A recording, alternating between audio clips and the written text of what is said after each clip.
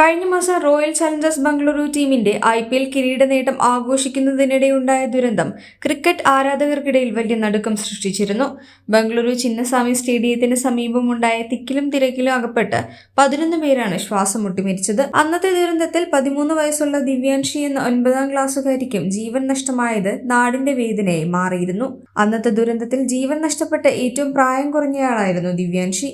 ഇപ്പോഴിതാ ദിവ്യാൻഷിയുടെ മൃതദേഹത്തിൽ അണിഞ്ഞിരുന്ന ആഭരണങ്ങൾ നഷ്ടപ്പെട്ടുവെന്ന പരാതിയുമായി അമ്മ അശ്വിനി ശിവകുമാർ രംഗത്ത് വന്നിരിക്കുകയാണ്. മകളുടെ ശരീരത്തിലുണ്ടായിരുന്ന 1 ലക്ഷത്തോളം രൂപയുടെ ആഭരണങ്ങൾ മോഷ്ടിക്കപ്പെട്ടതായാണ് അമ്മ ആരോപിക്കുന്നത്. വ്യാഴാഴ്ചയാണ് ഇത് സംബന്ധിച്ച പരാതി അശ്വിനി ശിവകുമാർ പോലീസിൽ നൽകിയത്. ദുരന്തത്തിനിരയായവരെ കൊണ്ടുപോയ ബൗറിംഗ് ആശുപത്രിയിലേക്ക് മകളെ കൊണ്ടുപോകുമ്പോൾ ശരീരത്തിൽ സ്വർണ്ണ കമ്മലുകളും ഒരു സ്വർണ്ണ ചെയിനും ഉണ്ടായിരുന്നതായി അമ്മ പറയുന്നു. ഇതിന് 1 ലക്ഷത്തോളം രൂപയുടെ മൂല്യമുണ്ട്.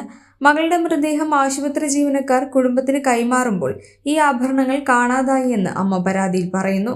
ജൂൺ 4-നാണ് IPL വിജയാഘോഷം നടന്ന ബംഗളൂരു ചിന്നസ്വാമി സ്റ്റേഡിയത്തിന് സമീപം ദുരന്തമുണ്ടായത്. IPL 2025-ലെ ജേതാക്കളായ റോയൽ ചലഞ്ചേഴ്സ് ബംഗളൂരുവിനെ അനുമോദിക്കാൻ തടിച്ചുകൂടിയ ആരാധകരാണ് ദുരന്തത്തിനിരയായത്. 18 വർഷത്തെ കാത്തിരിപ്പിനൊടുവിലാണ് റോയൽ ചലഞ്ചേഴ്സ് ബംഗളൂരു ടീം കന്നിക്കിരീടം സ്വന്തമാക്കിയത്. ആരാധകർ ആഹ്ലാദത്തിന്റെ കൊടുമുടിയിൽ നിൽക്കുമ്പോഴാണ് ദുരന്തം വിജയത്തിനു മേൽ കരിനിഴൽ വീഴ്ത്തിയത്. ദുരന്തമുണ്ടായ 2 മാസം ആകുമ്പോഴാണ് അശ്വിനി പരാതിയുമായി രംഗത്ത് വരുന്നത്.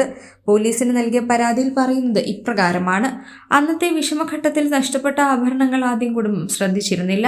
എന്നാൽ പിന്നീടാണ് ആഭരണങ്ങൾ മോഷ്ടിക്കപ്പെട്ടതായി മനസ്സിലായത്.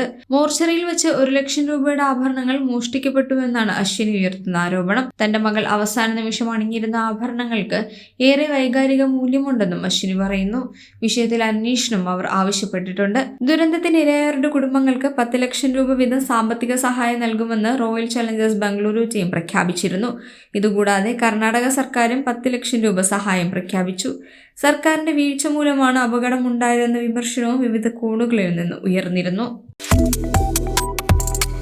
Subscribe to One India and never miss an update.